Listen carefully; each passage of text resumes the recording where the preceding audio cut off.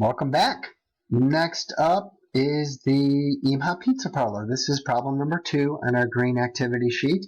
We've got the demand curve for pizzas, quantity and price information, and part A asks us if price rises from 6 to 8, how would total revenue change?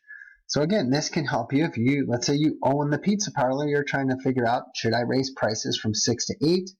You know a little something about elasticity?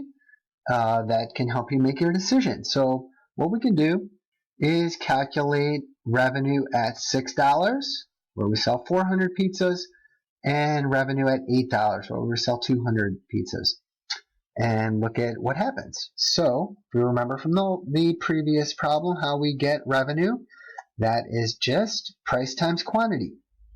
So, oops, we're going to take off that stuff. I did the same thing. All right, so let's calculate it at $6 and let's calculate it at $8. So first let's start at 6. Total revenue at $6.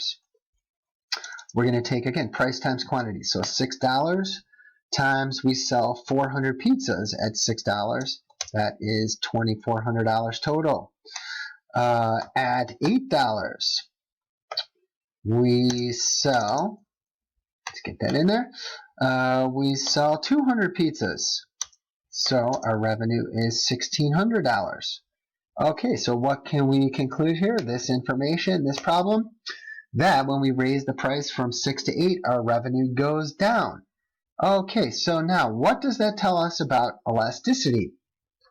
Now you could, this will take longer, but you could actually, using that midpoint formula, you could calculate the price elasticity of demand in this price range. We've got P1 and P2, and we've got Q1 and Q2.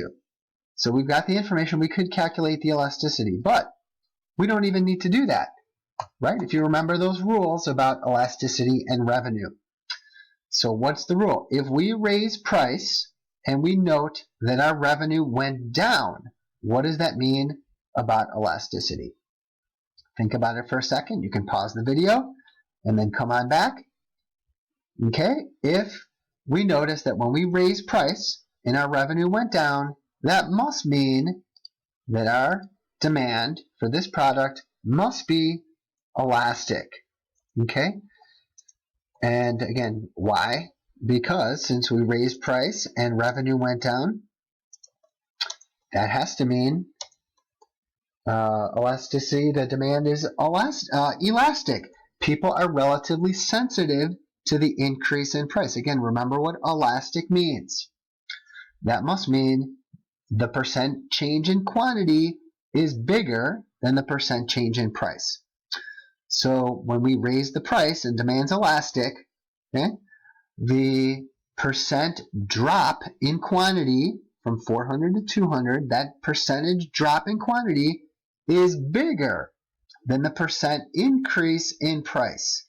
Therefore, yes, we're getting more per pizza, but the drop in quantity was much, much, much bigger. So our overall revenue is going to go down. Okay? So again, rule of thumb, when demand's elastic, to increase revenue, you should drop price. Again, that means consumers are sensitive. You should lower the price. You'll get a huge increase in quantity demanded. When demand's inelastic, people are not very sensitive to a change in price. You should raise price. It's the exact opposite, and that's what we saw in the previous problem. So there we go. There's our answer. Please let me know if you have any questions. Next up is problem number 3.